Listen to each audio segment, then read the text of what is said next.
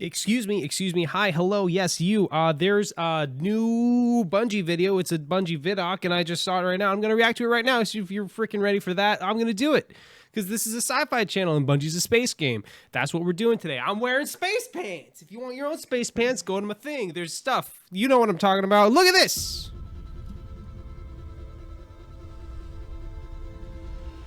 Beyond Light kicks off the next trilogy of stories that we're trying to tell with Destiny.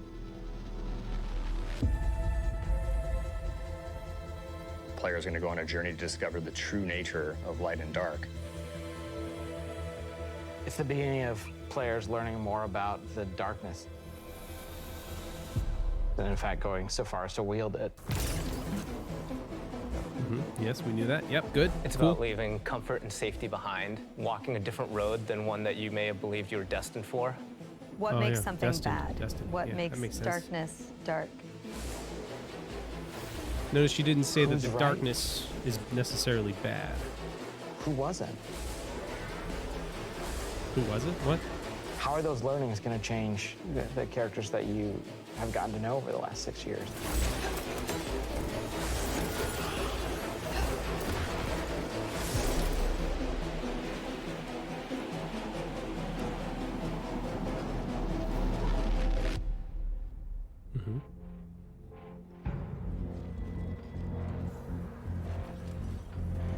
Beyond Light's really the beginning of a new adventure. Guardians, for the longest time, have been bathed in the light, sort of this altruistic force fighting back evil. What and was now that we're starting ship? to move into that gray area between the What light was and that? dark. If the darkness reaches out, we must reach back. I will not sanction this. In Season of Arrivals, the Vanguard is divided. You have some characters telling you, you know, we should fight these ships, and we have other characters who are saying, no, we should find out what they want. We should get to know them and understand more. But it definitely comes Eris to isn't really part of the Vanguard. This next year in Destiny is really Maybe just she is, I about don't know. how all the different characters and factions are reacting to these disappeared destinations and what that means as the pyramids have. What?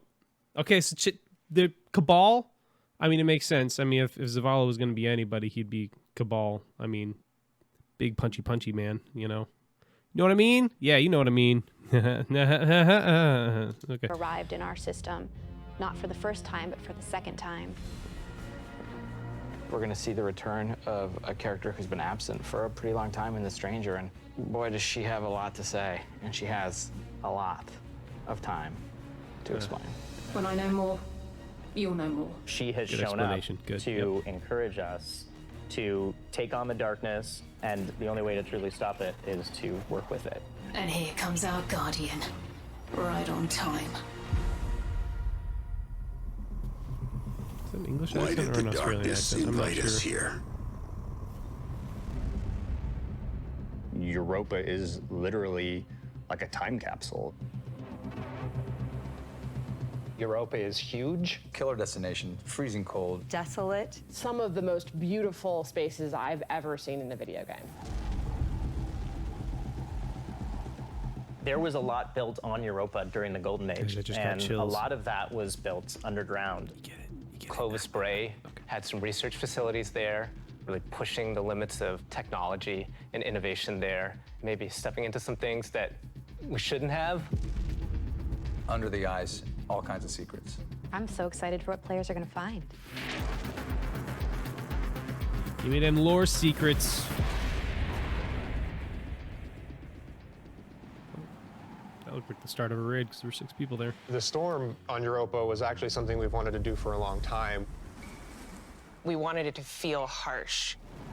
The weather system is so awesome. Like, you're walking through an open space and all of a sudden things start happening. Coming across like Fallen or Vex for the first time, you can barely make out the glow in their eyes.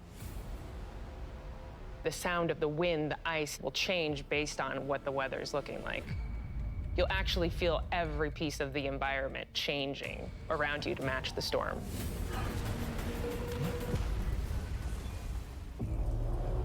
I don't even know what that means, but it sounds cool. Europa itself is a pretty foreboding place. Aramis is there in advance of us, and she set up a forward base. She has lieutenants who have gotten their hands on stasis, gotten their hands on the darkness, and they're learning to wield it. One by one, we will rise again. And so I think her motivations are really interesting too. Today, we begin breaking free from our chains. I'm sure we'll have to all go do like separate missions like they did in Forsaken for each of the lieutenants. Aramis really interesting. challenges a lot of the ways that we think about. Oh, we don't life. need food anymore. That's right. Uh-oh, the darkness can feed us. In darkness. She's gonna make you think about your relationship with the Traveler. She's a compelling leader, and she has a vision. And especially after the collapse of their society, people, I think, the Fallen wanted someone to follow. Is the light gonna be enough? I think we've seen that we need some new tools to fight our enemies with. Maybe it's time to fight fire with fire, or ice with ice. Okay. Stasis is, you know, not just a set of new supers, but it's a new damage type. We've got Solar, Void, Arc, and now we've got Stasis. The idea for Stasis all really came back from the gameplay idea of freezing someone. That was kind of the theme that everyone kind of rallied behind. You know, Dima's an amazing concept artist, had some images that really kind of put us on the right path. What really was landing with that was the more crystalline notion. So when we say cosmic ice, that's kind of where the cosmic comes in. Once he freezes solid, I'm able to hit him again and just shatter him into pieces. It's pretty powerful. The pieces break apart and explode into sharp shards that can damage you. So all of that kind of came together when we landed on that theme. It's gonna be a lot of fun. I'm excited. Stasis is going to not only change the way that you can attack or approach combat, there's also some really great ways that you can upgrade it. Then you start getting into like the more interesting parts, things that we're calling aspects and fragments, which are additional ways to modify your subclass. Aspects are a little bit more potent, and then the fragments are the things that are class agnostic, but depending on what your class is and depending on what your aspects are and how you want to play, you're probably going to be starting to select different ones in there. This is just the beginning for Stasis. We're going to continue to expand on it. We're just excited for players to get their hands on this. Looks like it's going to be pretty complicated, but it's going to offer a lot of When different we're ways creating to a play. new palette like Stasis, we do what we call a source jam. Everyone on the team blocks out about a week where we can say, okay, you're going to go out into the world, microphone, recorder, record anything that reminds you of cosmic ice.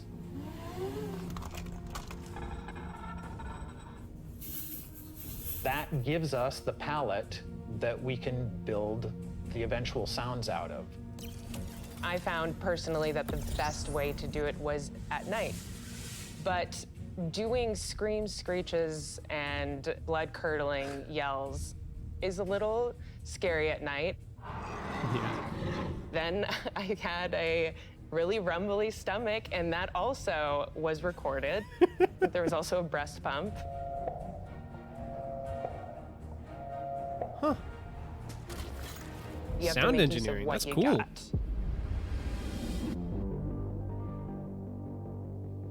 In Beyond Light, we have new exotic weapons for you.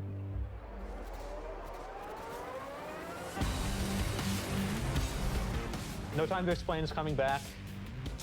Instead of just being the gun that refills your magazine when you land precision hits, you actually get a little time portal, and it starts spitting out rounds alongside you. That's kind of cool. You can actually have that on top of the Arc Soul, so you wonder how can good that'll your be own in little mini PvP. firing squad you build for it. Another one we have is the Laments. It uses up your sword's energy to give yourself a new combo that ends up in a big spinning slash. Probably the largest selling point for a lot of people is that it slices right through barrier champions. Nice. I think the largest draw for most people is actually going to be the fact that it is a chainsaw sword. Yeah, that's a good point. It is a chainsaw sword. For Welcome Beyond back Light, to we Gears really of wanted War. to create exotic armor pieces that formed a key part of your build around which all the other parts of your build could revolve. For example, the Titan gets the Icefall Mantle, which is a set of exotic arms that looks like it is crafted from Golden Age tech. When you activate it, you sort of slam your arms down. create a burst of stasis energy, and then you cover yourself in an overshield. The Warlock exotic is Necrotic Grip. If you are facing a wave of thralls running at you, you can nail them with your melee attack, and it starts to burst and sort of cascade through the whole group. Okay, that would be really cool if that was like its own, like, separate subclass of like darkness subclasses. There's a lot there, like having for stasis and then having like newcomers a coming in, too. poison If you've got a friend subclass. who hasn't tried it out, it's a really great time Well, to that's not jump exactly in. what they're doing, but that'd be really like cool. that entry experience for free players. That's what I want. Last year, when New Light launched, we brought back a small portion of the Cosmodrome. This year, we're bringing back a much larger portion of the destination. It takes some of the experiences that started with original Destiny 1, but puts them and stitches them together in a different way and adds new things and tells a different story. What you're going to meet in this new opening experience is a character with not one, but two names from Fast and the Furious, Shah Han. Thank the light. I didn't think we had other Guardians on patrol here. What I love about the Cosmodrome is it feels like Destiny distilled. I was gonna say, that's kind of cool that they have a Guardian as just like a random destination character. That's something that I feel like doesn't happen. And they've introduced a completely new character too. I hope they're not trying to replace Cade 6 because that can't happen. But either way, it's interesting. And I'm also just waiting for the Crow to come back. I was kind of surprised that that wasn't the Crow or Prince Aldrin. So I don't know. We'll see. We'll see. Season of the Hunt picks up where Arrival's left off. Other forces are taking advantage of the darkness to make their move forward, including Xivu Arath, a sister of Oryx, and she's taking this opportunity to build up an army, and we're working with Osiris to try to stop her. Osiris goes out, stumbles across these hive growths that are driving combatants crazy. Osiris is in trouble, Ruh-roh. and of course you're his only hope.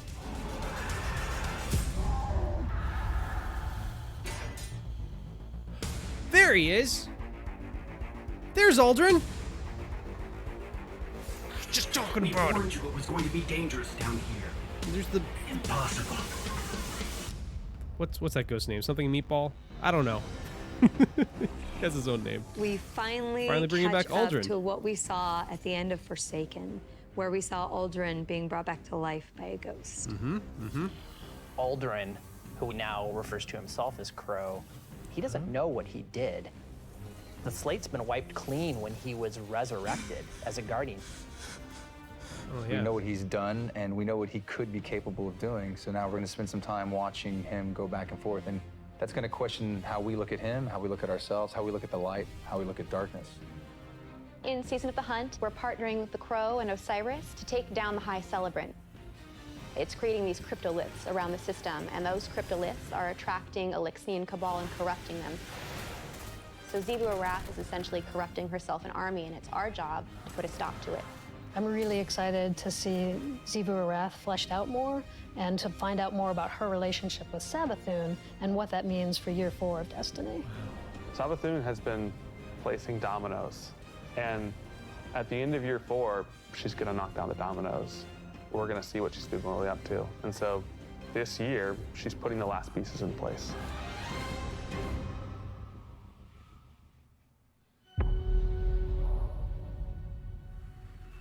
That's a lot Destiny of story. is just a really incredible world, and there are so many stories for us to tell.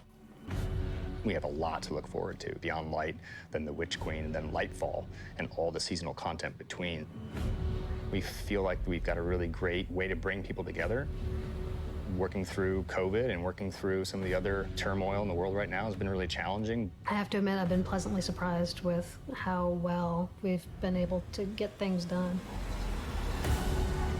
We're committed to your characters and your community of players.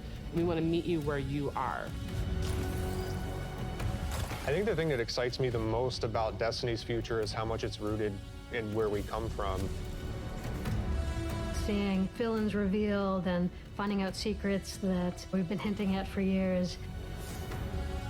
When I look at the team that we're building and continuing to grow and hire, the new leaders that are coming up in Destiny, that gets me super excited. Destiny's best days are ahead of us. I hope so. I really hope so. When they say that they've been hinting at this kind of stuff for years, they literally mean since Destiny 1 came out. Like, I'm excited for this story. I'm excited for this story. I really want it to be a good story. I want it to be good gameplay. I want it to be awesome. I want it to be everything that I ever hoped and dreamed that it could be. Feel free to please subscribe if you want some more Destiny content, maybe more reactions. I don't know. We'll see. But if you want more Destiny content, or if you want to play Destiny with me, join our Discord. The link is in the description below. This is my YouTube channel. My name is Matt. This is Major Astro Pants. Thanks for watching. Bye!